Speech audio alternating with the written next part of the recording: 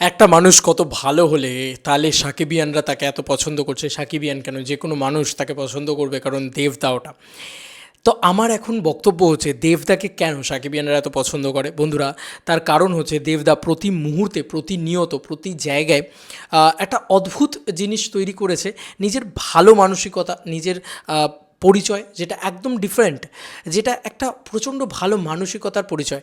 যে কোনো মানুষ দেবদাকে পছন্দ করবে, যে কোনো শিক্ষিত, ভদ্র বা যেরকম মানুষই দেবদার সামনে দাঁড়ান না কেন, চরম হেটার যদি দেবদার কেউ হয়, সেও কিন্তু দেবদাকে কাছে টেনে নিতে চাইবে। কেন?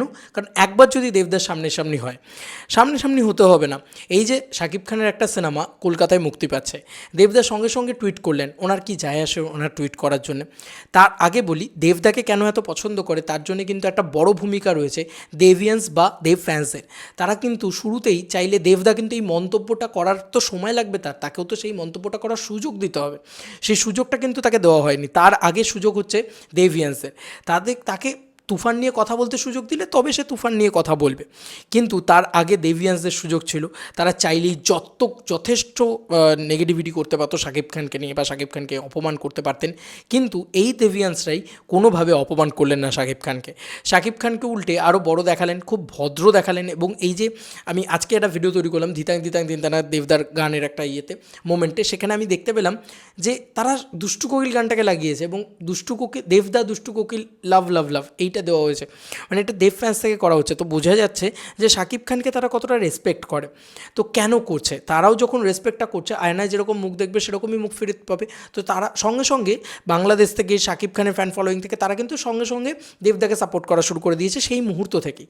তারপরে আমরা নিজেদের ভিতরে আলোচনা করছিলাম, দেবদাকে টুইট করবে? দেবদাকে এত বড় সুপারস্টার, দেখো একটা বড় বড় সুপারস্টারদের তারা সবাই তো মানে, দেখো একটা তো সাদা বাংলা কথা হচ্ছে যে একটা ভার্সেস তো থাকেই, যে তারা রাইভাল একে অপরের। কিন্তু দেবদা এসব ভাবেনি না, কোনো দিনই ভাবেন না। তিনি সুপারস্টারই মনে করেন না নিজেকে।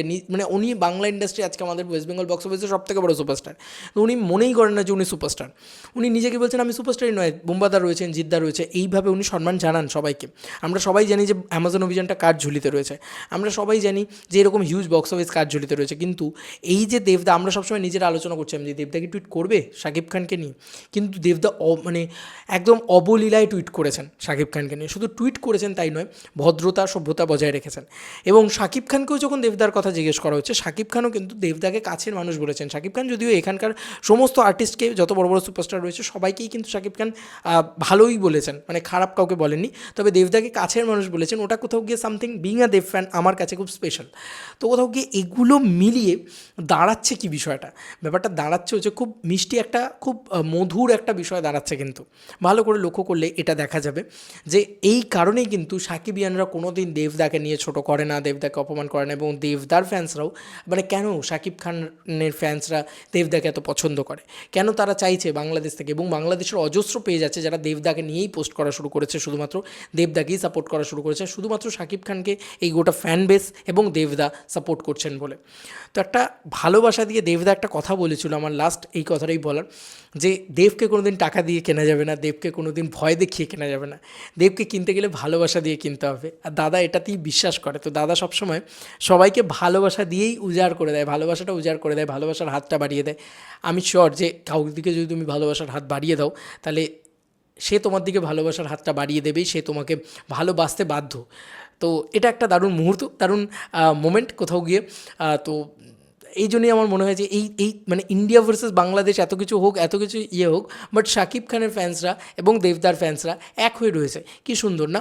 কি সুন্দর। আবার দেবদা শাকিব খান এক হয়ে রয়েছে। এবং যখন দেবদা পাসওয়ার্ডের সময়ও শাকিব খানের গিয়েছিল, সেখানেও শাকিব খানকে সে প্রশংসাই করেছে, ভদ্র কথা বলেছে, ভালোবেসেছে।